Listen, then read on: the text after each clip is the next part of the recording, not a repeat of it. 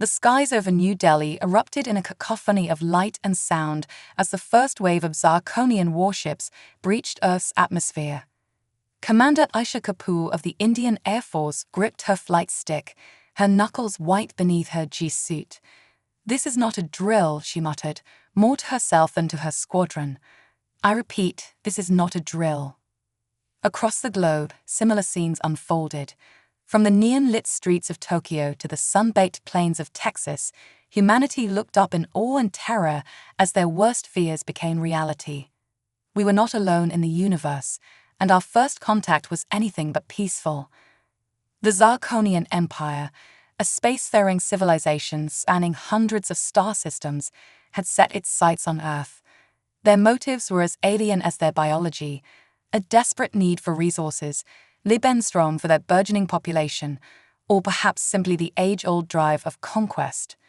Whatever the reason, humanity found itself woefully unprepared for the technological might of their invaders. In orbit, Earth's fledgling space defenses crumbled under the onslaught of Zirconian energy weapons. Satellites blinked out of existence, plunging vast swaths of the planet into a communications blackout. The International Space Station, humanity's foothold in the cosmos, was vaporized in seconds, its crew unable even to send a final message home. On the ground, panic gripped the world's cities. In New York, Wall Street traders abandoned their posts, fleeing into the streets as Zirconian drop pods rained from the sky. In Beijing, the People's Liberation Army mobilized en masse, only to find their most advanced weapon systems paralyzed by electromagnetic pulses. Yet even in these dark moments, sparks of human resilience flared to life. In London, as Zirconian ground forces advanced on Buckingham Palace, a cab driver named Maura O'Brien used her encyclopedic knowledge of the city's back alleys to evacuate a group of schoolchildren to safety. In Rio de Janeiro, favela residents formed impromptu rescue teams, pulling survivors from the rubble of collapsed buildings with nothing but their bare hands and indomitable will. At NATO headquarters in Brussels, what remained of Earth's military leadership struggled to coordinate a response. General Viktor Petrov, a grizzled veteran of countless Earthbound conflicts, found himself facing an enemy beyond his wildest imagination. "We need to buy time," he growled, his weathered face illuminated by the glow of tactical displays. "Every second we hold out is a second for our scientists to find a weakness, for our people to organize resistance." As if in answer to Petrov's words, reports began trickling in of isolated victories. In the skies over New Delhi, Commander Kapoor and her squadron had managed to down a Zirconian fighter using nothing but 20th-century dogfighting tactics. In the Australian outback, Aboriginal trackers were guiding Special Forces units to the blind spots in Zirconian sensor grids. These small triumphs, however, did little to stem the tide of the invasion. By the end of the first day, major cities on every continent had fallen under Zirconian control. The aliens' superior technology and ruthless efficiency seemed insurmountable. As night fell over a shell-shocked planet, pockets of resistance began to coalesce. In hidden bunkers and hastily established safe houses, the seeds of a global guerrilla movement were sown. Scientists worked feverishly to decipher alien technology, while hackers probed for vulnerabilities in Zirconian systems. Among these disparate groups, a name began to circulate: Dr. Yuki Tanaka, a brilliant but eccentric quantum physicist from Osaka University. Rumors spread of a project she had been working on, something that could potentially level the playing field against the alien invaders. As humanity faced its darkest hour, hope flickered like a candle in the wind. The war for Earth had only just begun, and though the odds seemed insurmountable, the indomitable human spirit refused to be extinguished. In labs and hideouts, in the rubble of conquered cities and the depths of uncharted wildernesses, a resistance was forming. The Zirconians had won the first battle, but the war for Earth's future was far from over. In the months following the initial Zirconian invasion, Earth had become a planet of shadows. The alien conquerors ruled the daylight hours, their advanced technology maintaining an iron grip on major population centers. But in the darkness, humanity's resilience shone through. Dr. Yuki Tanaka huddled over a makeshift workbench in an abandoned subway tunnel beneath Tokyo. Her fingers, once accustomed to delicate laboratory equipment, now deftly manipulated scavenged alien tech and cobbled together human components. "Almost there," she murmured, her voice barely audible over the hum of jerry-rigged power generators. Across the globe, similar scenes played out in hidden enclaves. The resistance, born in the chaotic days following the invasion, had evolved into a decentralized network of cells. Each group operated independently, yet all were united by a common goal: the liberation of Earth. In the Rocky Mountains, former park ranger Jake Redcloud led a band of survivors in guerrilla attacks against Zarkonian supply lines. His intimate knowledge of the terrain allowed his team to strike swiftly and vanish into the wilderness, leaving the aliens baffled and frustrated. "Remember," Jake would tell his people before each mission, "we're not just fighting for ourselves. We're fighting for every human out there and for the Earth itself."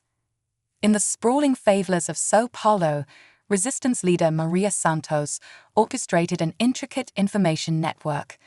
Using a combination of pre-invasion tech and reverse-engineered Zarkonian comm devices, her team managed to maintain contact between resistance cells worldwide. Maria's network became the lifeblood of the resistance, allowing the sharing of crucial intelligence and technological breakthroughs. It was through this network that Dr. Tanaka's quantum research began to spread, igniting a spark of hope in resistance hideouts around the world. Meanwhile, in occupied London, MI6 operative Nathan Blake played a dangerous game of cat and mouse with the Zarkonian security forces. By day, he posed as a collaborator, working in the alien administration. By night, he fed vital information to the resistance, his years of training in espionage proving invaluable in this interstellar conflict. As Blake made his way through the bombed-out streets of his once proud city, he couldn't help but marvel at human adaptability. Markets had sprung up in the ruins, trading in everything from food to scavenged alien tech. Children played in the shadows of Zarkonian watchtowers, their laughter a defiant reminder of humanity's resilience. In orbit, the situation was equally tense. Lieutenant Commander Zara Chen, one of the few survivors of Earth's space forces, led a ragtag fleet of retrofitted civilian spacecraft. These ghost ships, as they came to be known, harassed Zarkonian orbital installations and occasionally managed to smuggle supplies to the surface resistance. "We're outgunned and outmatched," Zara often told her crew, "but they can't predict what they don't understand, and they sure as hell don't understand human ingenuity." Back on the ground, the resistance faced daily challenges. Food was scarce, medical supplies even scarcer. Yet in this adversity, the best of humanity shone through. In the refugee camps that dotted the globe, people from all walks of life came together, sharing what little they had. Dr. Tanaka's work, however, offered a glimmer of hope. Her theories on quantum entanglement suggested a way to disrupt the Zarkonians' advanced communication systems. If successful, it could give the resistance the edge they desperately needed. As news of her progress spread through Maria's network, resistance cells worldwide began to coordinate their efforts to gather the necessary components for Tanaka's device. It was a dangerous game of logistics, with each mission risking discovery and annihilation. In Africa, a joint team led by Kenyan wildlife biologist Dr. Amani Okafor and South African tech prodigy Thabo Mbeki embarked on a perilous journey to retrieve a crucial piece of pre-invasion quantum tech from an abandoned research facility. Their diverse skills, Amani's knowledge of the land and its animals, and Thabo's technological expertise proved to be a formidable combination against both natural hazards and Zarkonian patrols. As the components slowly made their way to Tanaka's underground lab, the resistance held its breath. The Zarkonians, aware of increasing human activity but unable to pinpoint its source, tightened their grip on occupied territories. Curfews were extended, punishments became more severe, and collaborators were recruited, willingly or otherwise, to root out dissent. Yet for every setback, the human spirit found a way to persevere. In the depths of despair, artists created, musicians played, and storytellers spun tales of hope and defiance. The resistance was not just about survival, it was about preserving what made us human. As Dr. Tanaka's device neared completion, a palpable sense of anticipation built within the global resistance network. Whatever the outcome, humanity was about to remind the Zarkonians, and perhaps itself, of what Earth's inhabitants were truly capable of when pushed to the brink. The underground resistance, born in humanity's darkest hour, stood poised to strike a blow that could change the course of the war. As Jake Redcloud told his team before a crucial mission, "We may not have their technology or their numbers, but we have something they'll never understand, the unbreakable will to be free." The air in Dr. Yuki Tanaka's underground lab crackled with tension and possibility. Months of clandestine work, countless sacrifices, and the combined efforts of resistance cells worldwide had led to this moment. The quantum device, affectionately dubbed the Whisper by the Resistance, sat on the workbench, an odd amalgamation of salvaged alien tech and human ingenuity. "It's ready," Dr. Tanaka announced, her voice barely above a whisper. The small group gathered around her, Maria Santos, Jake Redcloud, and Nathan Blake, collectively held their breath. This device represented humanity's best hope against the technologically superior Zarkonians. "How does it work?" Jake asked, his weathered face creased with a mixture of hope and skepticism. Dr. Tanaka smiled tiredly. "In layman's terms, it creates a quantum field that disrupts the Zarkonians' communication systems. Their tech relies heavily on quantum entanglement for instantaneous communication across vast distances. We're going to throw a wrench in that system."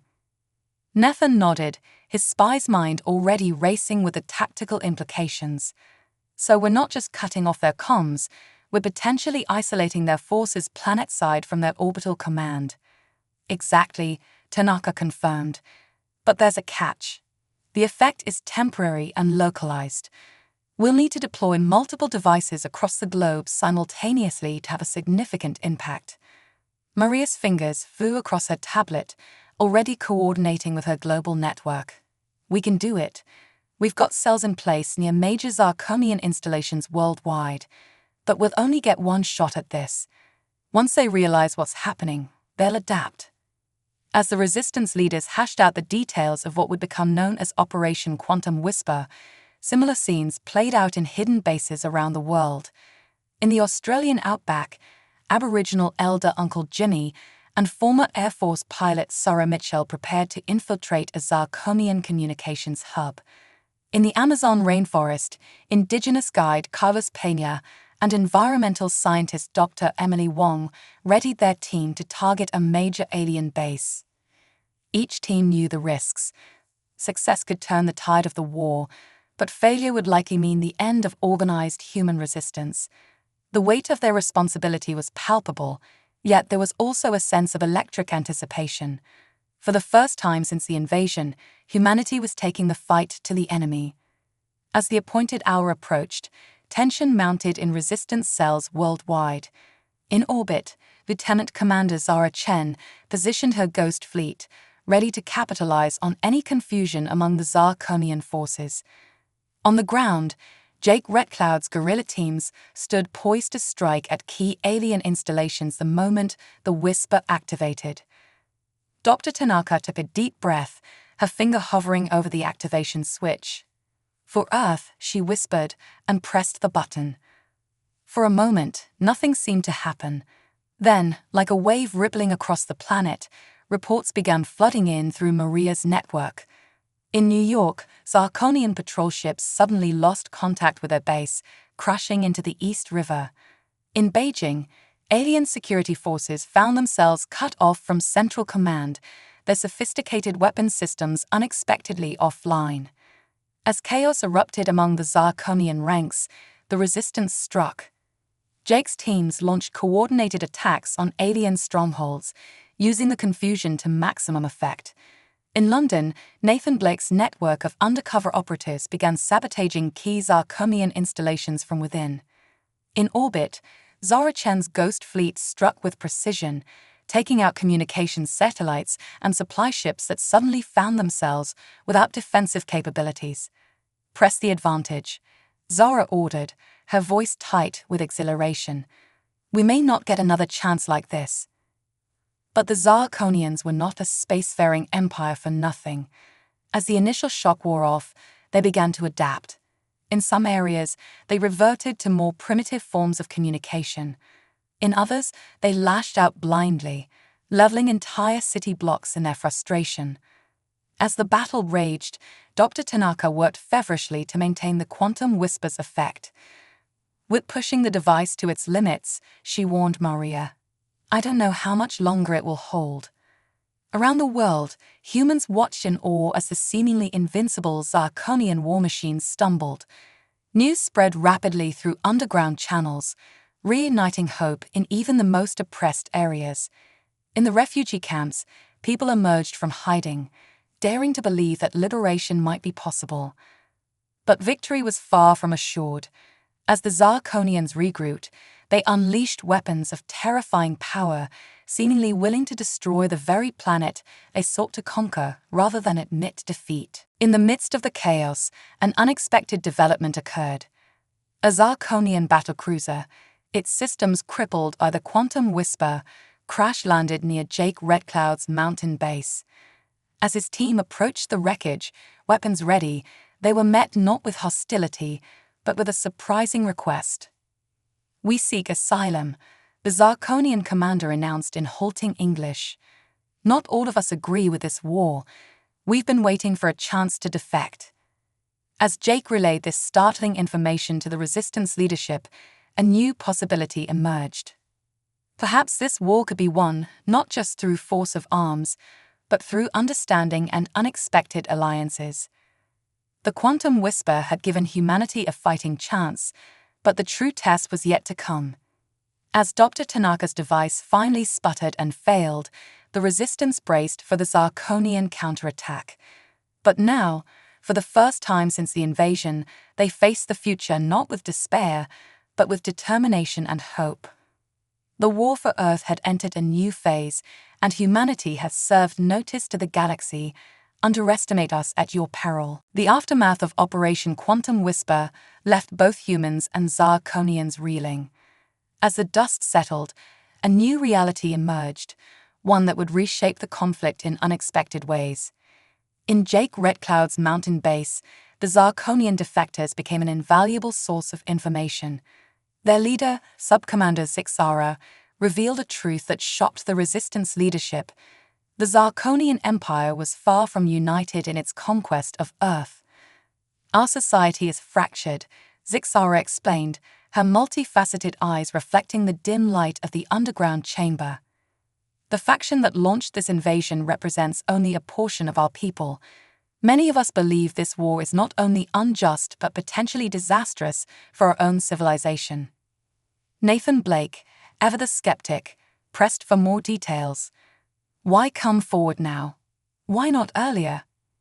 Zixara's facial tendrils quivered, a sign of emotional distress in Zarkonian physiology. "Fear," she admitted. "The ruling military junta brooks no dissent. It was only when your quantum whisper disrupted our communications that we saw an opportunity to break free."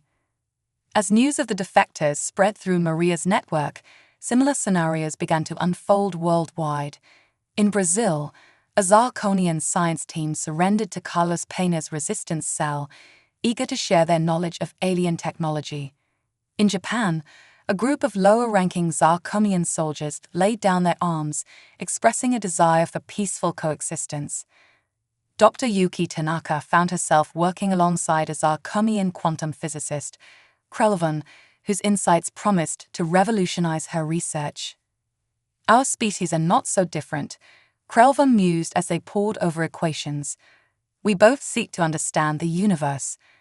Perhaps this common ground can be the foundation for peace." However, not all humans were ready to embrace the idea of alien allies. In many areas, Years of brutal occupation had left deep scars. Jake Redcloud found himself mediating disputes between vengeful resistance fighters and remorseful Zarkonian defectors. "I know it's hard," he addressed his team, his voice firm but understanding. "But if we reject those who want peace, we're no better than the enemies we've been fighting. Our strength has always been our ability to unite despite our differences. We can't lose that now." As more Zarkonians broke ranks with their military leadership, the invasion force found itself fighting a war on two fronts, against both human resistance and internal dissent. The once monolithic alien war machine began to fracture, creating opportunities the resistance was quick to exploit. Lieutenant Commander Zara Chen, coordinating with Zarkonian defectors in orbit, launched a series of daring raids on key enemy installations. Her Ghost fleet, now bolstered by alien allies, struck with unprecedented effectiveness, further destabilizing the invaders' hold on Earth. On the ground, Nathan Blake's network of spies worked to exacerbate the growing rifts within Zarkonian ranks.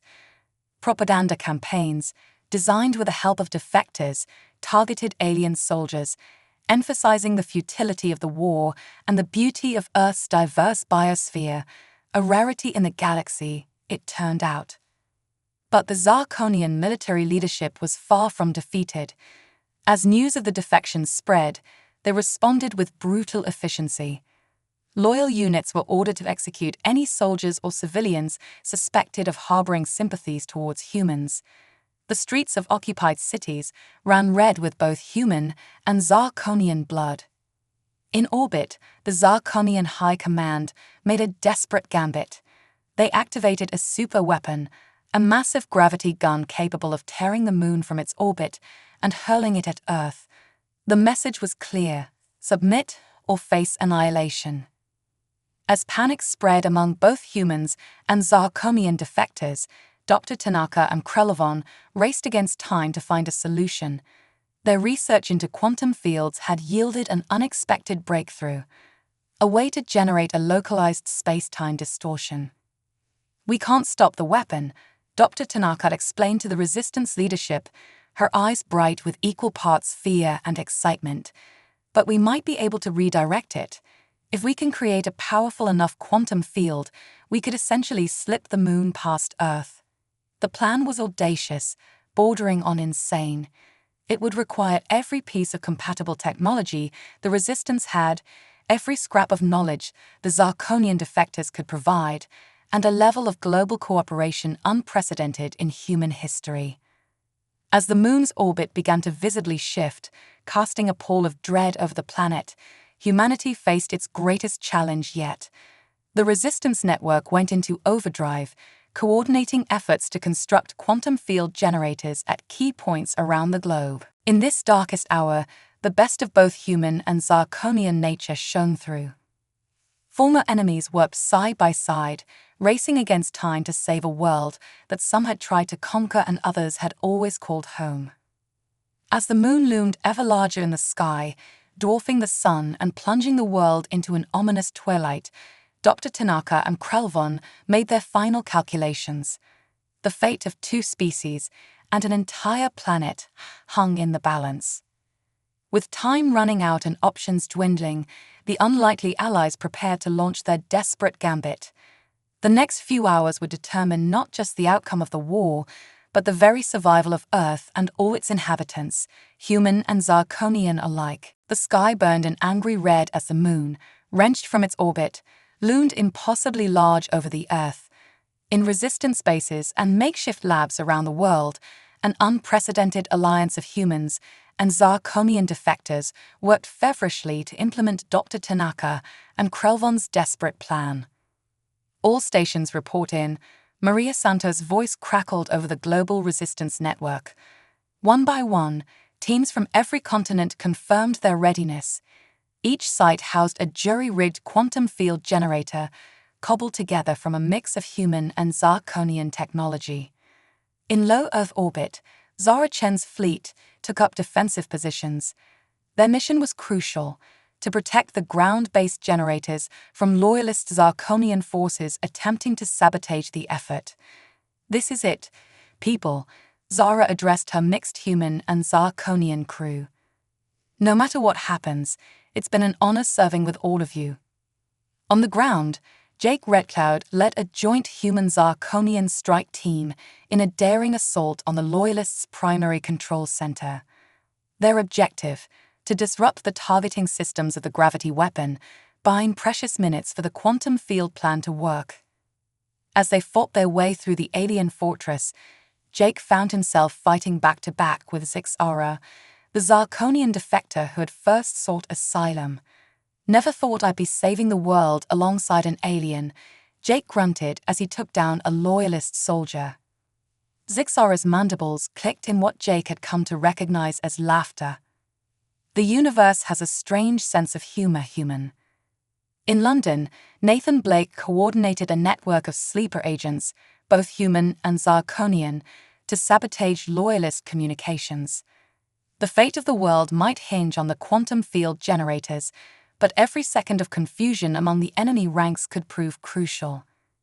At the heart of it all, in her underground Tokyo lab, Dr. Yuki Tanaka and Krelvon made final adjustments to the master control unit. This device would synchronize the global network of quantum field generators, creating a planet-wide space-time distortion field. "Are you certain this will work?" Dr. Tanaka asked, her voice tight with tension. Krelvon's eye stalks swiveled towards her, his expression unreadable to human eyes. "In theory, yes. In practice, we're about to make history, or end it." As the moon filled the sky, blotting out the sun and plunging the world into an eerie twilight, Maria Santos gave the order. "All stations, activate your generators on my mark." 3, 2, 1, mark. Around the world, quantum field generators hummed to life. In orbit, Zara's fleet engaged in a desperate battle against Loyalist forces attempting to bombard the surface installations. Jake's team fought their way to the heart of the enemy fortress, Zixara's knowledge of Zarkonian security systems proving invaluable. For a heart-stopping moment, nothing seemed to happen. The moon continued its inexorable approach, tides worldwide rising to catastrophic levels. Then, almost imperceptibly at first, a shimmer appeared in the air, like heat haze on a summer day, but spreading rapidly across the entire planet. In her lab, Dr. Tanaka watched the readings with bated breath. "It's working," she whispered, then louder, "It's working." The shimmer intensified, enveloping the Earth in a gossamer cocoon of warped space-time. As the moon entered the field, its trajectory began to alter. To those on the surface, it appeared as if reality itself was bending, the lunar body seeming to elongate and distort as it passed. In a moment that would be forever etched in the memory of every being on Earth, the moon slipped past the planet, missing it by a margin that was terrifyingly small on a cosmic scale, yet vast enough to prevent global annihilation. As the immediate threat passed, a stunned silence fell across the world. Then gradually, a sound began to build, cheers, cries of relief, and jubilant shouts in 100 human languages and a dozen Zarkonian dialects. In orbit, Zara Chen watched in awe as the moon receded, Earth's familiar satellite already beginning to settle into a new orbit. "We did it," she breathed, tears floating from her eyes in the zero-gravity environment. "We actually did it." On the ground, Jake Redcloud and Zixara emerged from the captured Loyalist fortress to see the first rays of sunlight peeking over the horizon. "Earthrise," Jake murmured, the sight filling him with a renewed sense of hope. But even as celebration erupted around the world, the leaders of the resistance knew their work was far from over. The Loyalist Zarkonians, though dealt a significant blow, were not yet defeated, and the complex task of rebuilding a war-torn world and forging a lasting peace between two species lay ahead. As Dr. Tanaka and Krelvon emerged from their lab, blinking in the sunlight of a world they had helped save, they shared a look of understanding. Their collaboration had opened doors to scientific advancements neither species could have achieved alone. Perhaps in this moment of shared triumph, lay the seeds of a brighter future for both humans and Zarkonians. The war for Earth had reached a turning point. Humanity, with the help of its newfound allies, had proven its resilience, ingenuity, and capacity for unity in the face of overwhelming odds. Whatever challenges lay ahead, they would face them together, as defenders not just of Earth, but of the very ideals of freedom, cooperation, and the indomitable spirit that had seen them through their darkest hour. As a new day dawned on a changed Earth, the real work of shaping the future was about to begin. In the months following Operation Earthrise, Earth entered a period of rapid change and adaptation. The once monolithic Zarkonian invasion force had fractured, with a significant portion of the aliens now allied with humanity. The Loyalists, though still a threat, found themselves increasingly isolated and outmaneuvered. Dr. Yuki Tanaka stood at the podium of the newly established Earth-Zarkon Cooperative Council, addressing a diverse audience of humans and Zarkonians. "Today, we stand at the threshold of a new era," she began, her voice carrying the weight of recent history. "Our collaboration in the face of mutual destruction has opened doors we never imagined possible." Behind her, a holographic display showcased the fruits of human-Zarkonian cooperation, advanced medical techniques that promised to eradicate diseases on both worlds, terraforming technologies to restore Earth's damaged ecosystems, and clean energy solutions that could power both civilizations for millennia to come. In orbit, Lieutenant Commander Zara Chen, now Admiral Chen, oversaw the construction of Earth's first true space defense fleet. Human ingenuity combined with Zarkonian technology had produced ships that could traverse the stars, opening up new frontiers for exploration and establishing Earth as a formidable presence in the galaxy.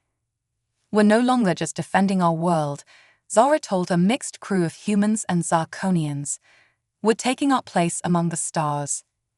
On the ground, the process of rebuilding and reconciliation continued.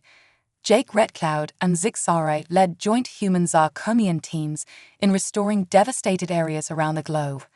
In the Amazon, where a major battle had left scars on the rainforest, they implemented advanced reforestation techniques, bringing the jungle back to life at an unprecedented rate.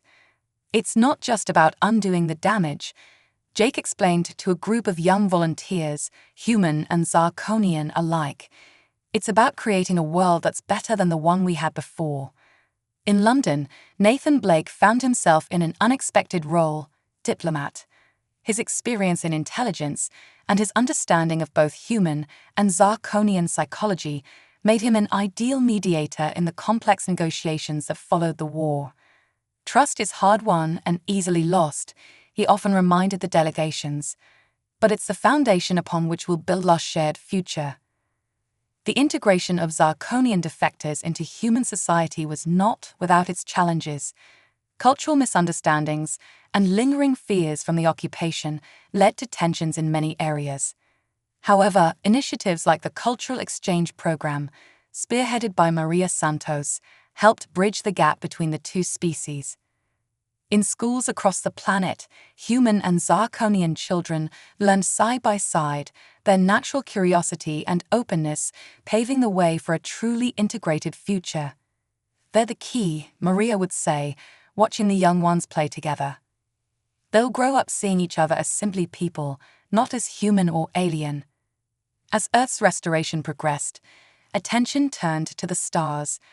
The combined scientific knowledge of both species had unlocked the secrets of efficient interstellar travel. Exploration missions were launched, seeking out new worlds and new civilizations. Dr. Tanaka and Krelevon led one such mission, their ship venturing into uncharted regions of the galaxy. "Every discovery we make out here," Krelevon mused, gazing at a nebula of unimaginable beauty, "reminds us of how much we still have to learn." Back on Earth, the last pockets of loyalist resistance were finally crumbling. Many, seeing the progress made through cooperation, laid down their arms voluntarily. Those that didn't found themselves outmatched by the combined forces of humanity and their Zarkonian allies. As the 5th anniversary of Operation Earthrise approached, Earth prepared for a global celebration. The Moon, now restored to a stable orbit, would pass closer to Earth than usual, a reminder of how close they had come to annihilation and how far they had come since. In New York, at the headquarters of the Earth-Zarkon Cooperative Council, Jake Redcloud stood with Zixara, looking out over a city that buzzed with a mix of human and Zarkonian architecture and technology. "Do you ever wonder," Jake asked, "what would have happened if you hadn't decided to seek asylum that day?" Zixara's eye stalks swiveled thoughtfully. "Sometimes. But then I look at all we've accomplished together, and I know we made the right choice." As night fell, the moon rose, larger and brighter than usual. Across the planet, humans and Zarkonians gathered to watch, many holding hands or tentacles in a gesture of unity that would have been unthinkable just a few years earlier. In orbit, Admiral Chen watched the celebration from the bridge of her flagship. "Send the signal," she ordered. As she spoke, beacons activated on ships and stations around Earth, sending a message of peace and invitation to the stars. On the surface, Dr. Tanaka and Krelvon, recently returned from their expedition, activated the quantum communication device they had developed. For the first time, humanity and their Zarkonian allies would be able to instantaneously communicate across the vast distances of space. As the quantum network hummed to life, connecting Earth to the farthest reaches of Zarkonian space and beyond, a new chapter in galactic history began. Earth, once a small blue marble on the edge of an unremarkable galaxy, had become a beacon of hope and cooperation in the cosmos. The war that had nearly destroyed them had instead forged them into something greater than either species could have become alone. As they looked to the future, humans and Zarkonians alike knew that whatever challenges lay ahead, they would face them together. For in their darkest hour, they had discovered a profound truth. The greatest force in the universe was not technology or military might, or even the fundamental forces of physics. It was the power of sentient beings to overcome their differences, to learn to grow, and to build a future greater than the sum of its parts. As the celebration continued into the night, the stars seemed to shine a little brighter, beckoning humanity and their new allies towards a future filled with endless possibilities.